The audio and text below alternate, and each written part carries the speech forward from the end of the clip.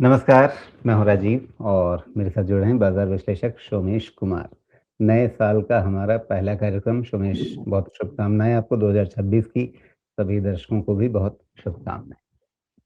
अब ये बताइए आज बाज़ार को पता चला कि नहीं कि साल बदल गया है?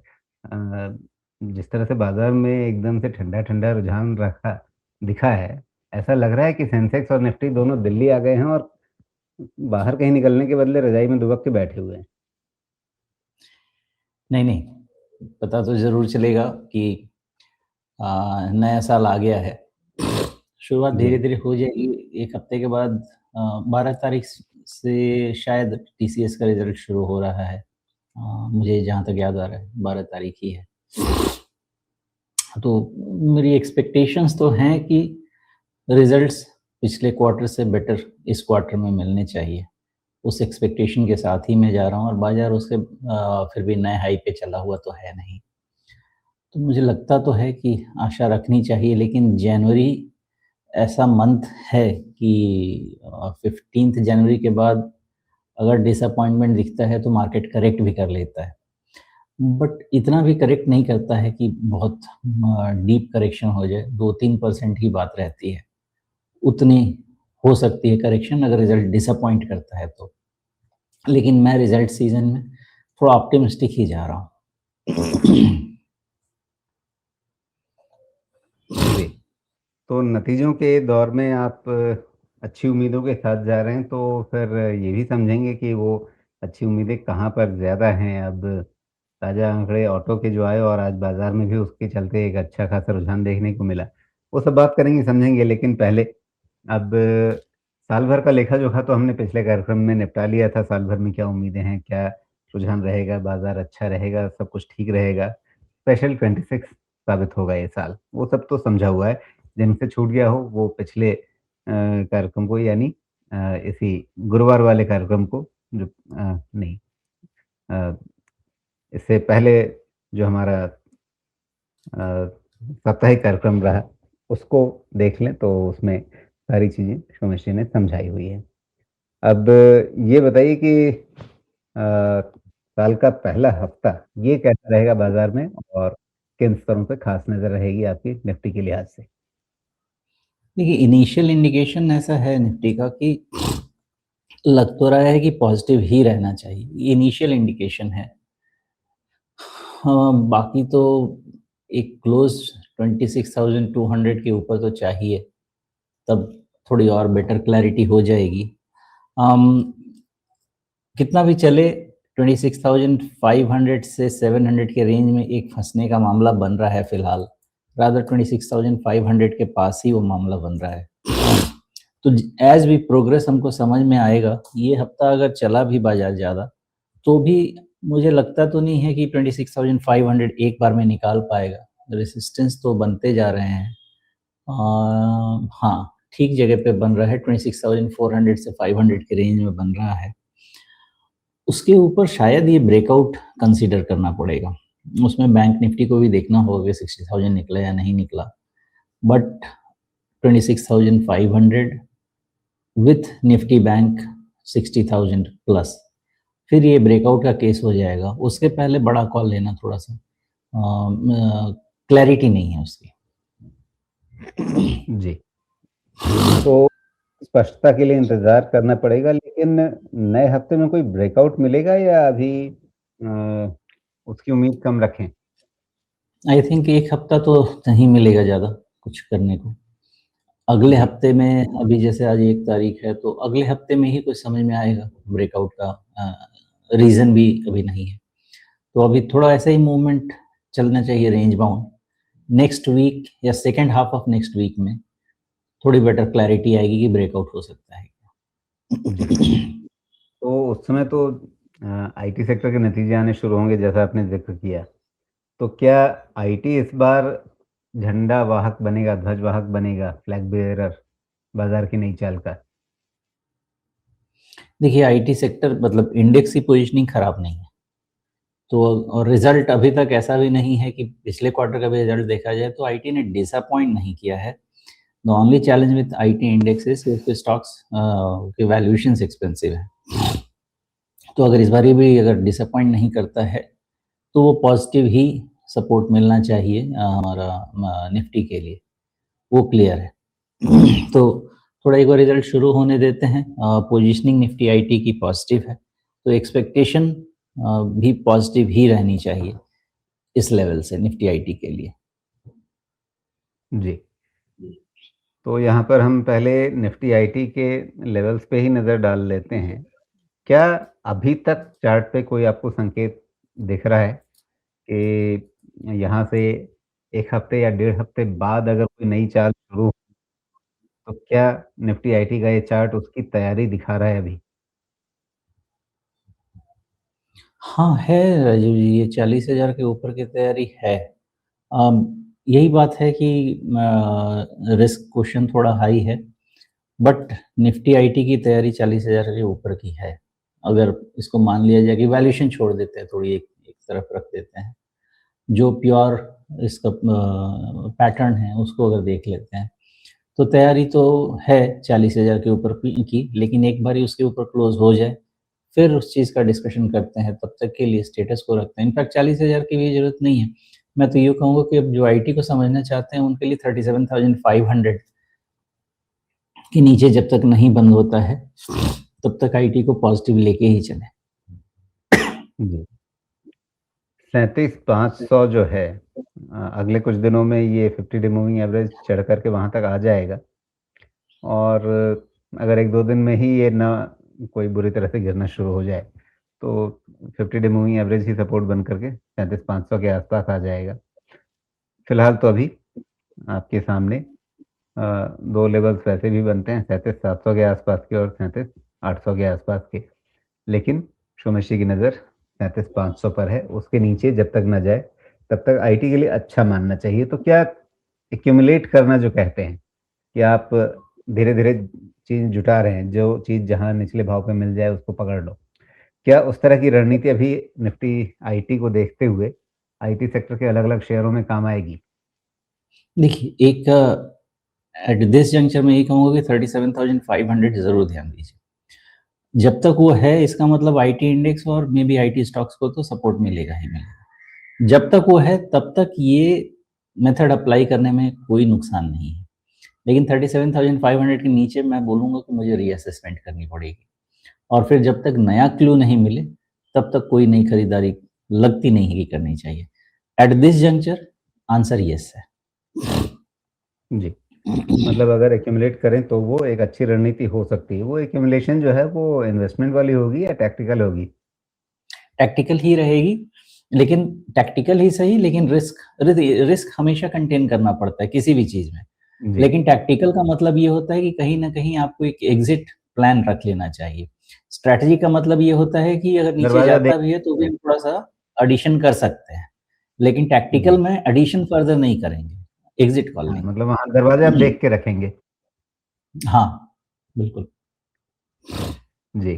ठीक है, अब आईटी की बात हो गई तो फिर बैंक पर ही चले जाते हैं, फिर बढ़ेंगे मिड कैप, स्मॉल कैप पे।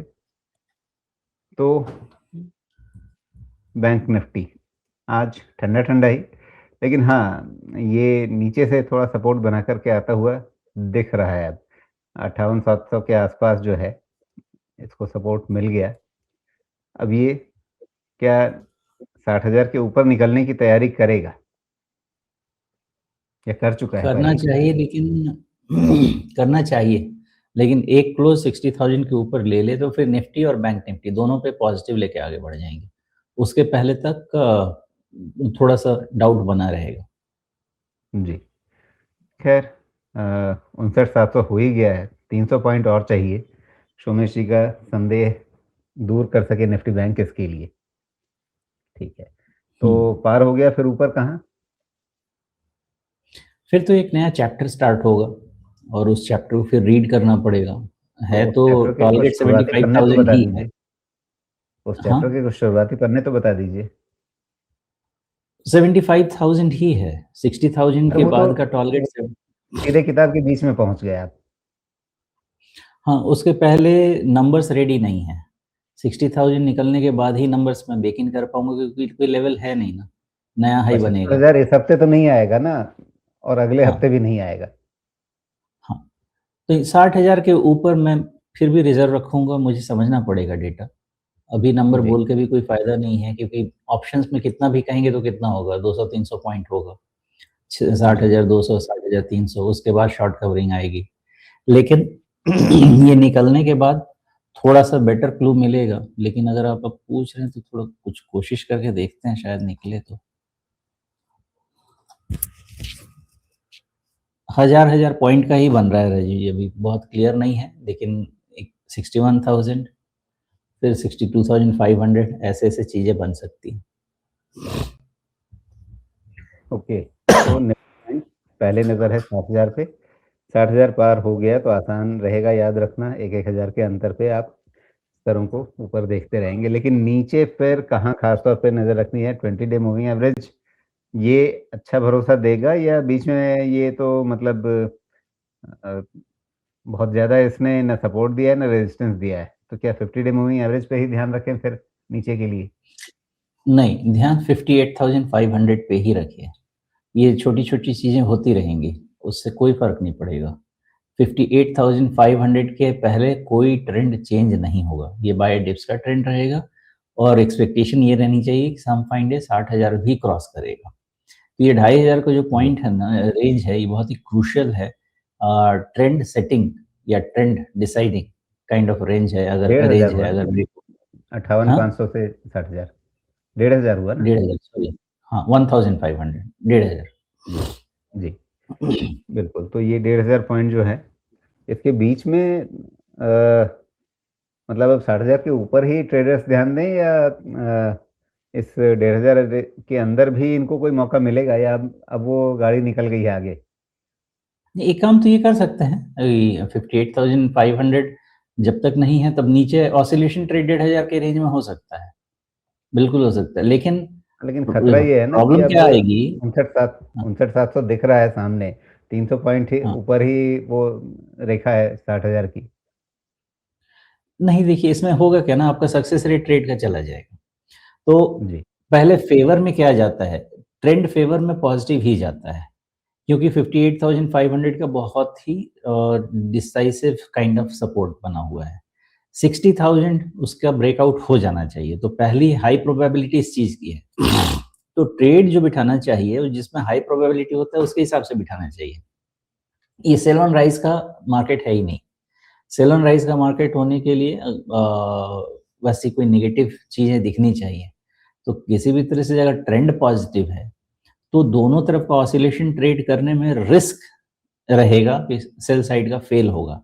लेकिन अगर आप बाय डिप्स बाय साइड का करेंगे तो मल्टीपल चांस मिलता रहेगा बाय डिप्स का विथ रिस्क मैनेजमेंट बिलो 58,500। तो मैं नहीं समझता कि ऑसिलेशन ट्रेड करना बहुत फ़ायदेमंद रहेगा। Rather buy dips 58,500 risk management वो करने से ज़्यादा फ़ायदा रहेगा बिकॉज़ उसमें प्रोबेबिलिटी ज़्यादा है सक्सेस की। अगर ऐसा नहीं है कि 60,000 की तरफ सेल किया तो चांसेस नहीं है पैसा बनाने के। लेकिन वहाँ पे रिस्क जो प्रोबेबिलिटी ऑफ फेलियर है ट्रेड का वो ज़्यादा हाई हो जाएगा। जी, बिल्कुल। और अब मिड कैप, स्मॉल कैप पे भी निगाह डाल लेते हैं। नए साल का पहला हफ्ता इनके लिए कैसा रहने वाला है? इसमें तो वेट करना चाहिए। लेकिन रहना ओवरऑल सब कुछ ठीक ही चाहिए, सोच के तो मैं यही जा रहा हूँ। मुझे लग तो रहा है कि सब ठीक होगा, लेकिन निफ्टी मिड कैप ठीक तो लग रहा है ये भी कि होना चाहिए। एक क्लोज़ इसको मिल जाए ना 61,000 कम से कम 250 भी, फिर डिसीज़न लेना बिल्कुल आसान हो जाएगा। क्योंकि बार-बार ये क्या है 61 250 के आस-पास जाके ये पिट के नीचे आ जा रहा है। तो एक क्लोज़ मिल जाए तो फिर कॉन्फिडेंस आ जाए। हालाँकि मेरी सोच में कोई अभी भी कन्फ्यूज़न नहीं है कि ये है पॉज़िटिव। लेकिन थोड़ा-सा स्ट्रॉन्ग कॉल लेने के लिए उसके ऊपर का क्लोज़ एक बारी चाहिए। अगर ये मंथ फ़रवरी का होता, तो शायद मैं व्यू लेके चलता कि ऊपर का ब्रेकआउट हो ही जाएगा, लेकिन अभी फ़रवरी आने में समय है और निफ्टी भी 26,250 नहीं निकला है, निफ्टी बैंक भी 60,000 नहीं निकला है। तो यहाँ का कॉल लेना थोड़ा-सा मुश्किल काम है, बट व्यू इस पे भी ओवरऑल मेरा पॉज़िटिव ही है। एक बारी 61,250 के ऊपर क्लोज़ हो जाए इंडेक्स, फिर आसान हो जाएगा व्यू और फर्दर स्ट्रेंथन हो जाएगा अपना व्यू। जी। यहाँ इस चार्ट को देख के 2 पैटर्न मेरे ध्यान में आ रहे हैं। एक तो राउंडिंग टॉप जैसा कुछ बनता हुआ दिख रहा है और दूसरा अगर मैं इस टाइम फ्रेम को और छोटा कर लूँ, तो ये एक वेज की तरह से या ट्रायंगल की तरह से बनता हुआ दिख रहा है जिसमें बहुत शार्प ट्रायंगल बनता हुआ दिख रहा है।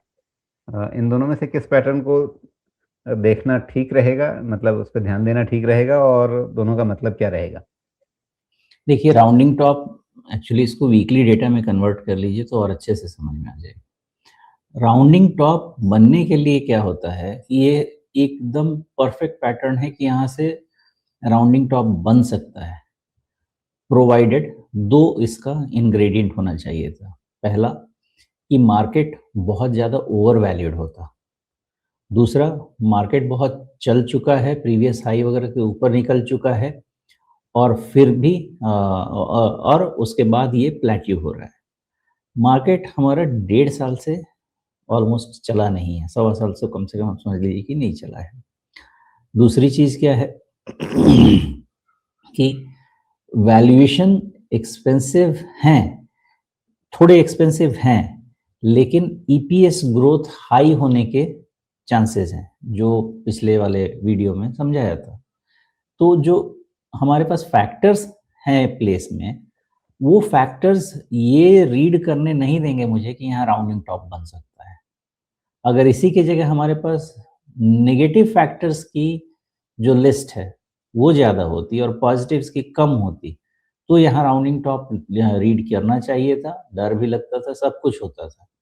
लेकिन जो फैक्टर्स हमारे पास डिस्कशन या डिसीजन के लिए है, वो यही कह रहे हैं कि राउंडिंग टॉप ये बनना नहीं चाहिए। ये स्ट्रगल ज़ोन है, अग्रीड, इसकी पॉसिबिलिटी बहुत हाई पहले भी थी बिकॉज़ 60,000 एक मेजर माइलस्टोन था। अब इसके बाद ये एक नया ज़ोन क्रिएट होना चाहिए, है ना? तो मुझे ऐसा लगता है कि मिड कैप में नेगेटिव से ज़्यादा हमको पॉजिटिव ही रहना चाहिए।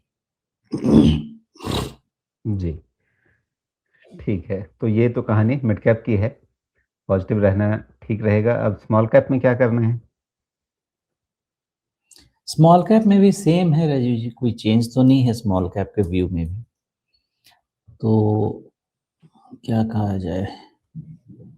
हाँ, लेकिन स्मॉल इसका कैप ये रादर अ, ज़्यादा वो मुझे ठीक लगता है, मिड कैप से भी ज़्यादा ठीक लगता है।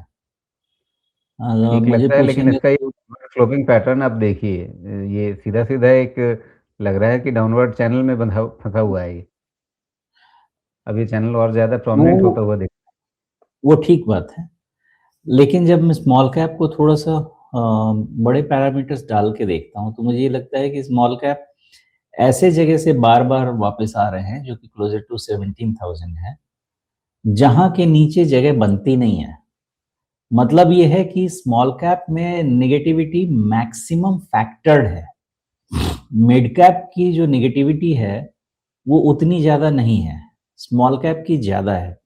तो ये मुझे ज़्यादा फैक्टर्ड दिख रही है। फॉर एग्ज़ाम्पल ये कहा जा सकता है कि स्मॉल कैप और मिड कैप दोनों के यहाँ से नीचे जाने के चांसेस कम हैं और स्मॉल कैप अपने सपोर्ट के तरफ ज़्यादा 17,000 पे ही सपोर्ट होना चाहिए। ये चैनल मेरे हिसाब से ये चैनल नहीं देखना चाहिए क्योंकि 17,000 के नीचे फिर कोई चैनल देखने लायक रह नहीं जाएगा। हाँ, 17,000 के नीचे फिर मुझे व्यू जो आप राउंडिंग टॉप कह रहे हैं या लोअर हाई कह रहे हैं, लोअर टॉप, वो सब व्यू लेना पड़ेगा। अंटिल देन मेरा व्यू यही रहेगा कि ये भी एक ब्रेकआउट ट्रेड में कन्वर्ट होगा एंड सम फाइन डे आपको 20,000 के ऊपर ही ब्रेकआउट देगा। अब जो पैटर्न है उसको देख कर के फिर वो मीम याद आता है मुझे कि ये दुःख खत्म काहे को नहीं होता है, ऐसा कुछ एक मीम अक्सर आप सोशल मीडिया पे देखते होंगे। तो अभी स्मॉल कैप पर वो मीम बिल्कुल फिट बैठता है, लेकिन आपकी उम्मीदें एकदम मतलब बिल्कुल जोश के साथ भरी हुई है कि हाँ, 20,000 के ऊपर ब्रेकआउट आएगा। तो ये उम्मीद रख कर के चलना है स्मॉल कैप में भी।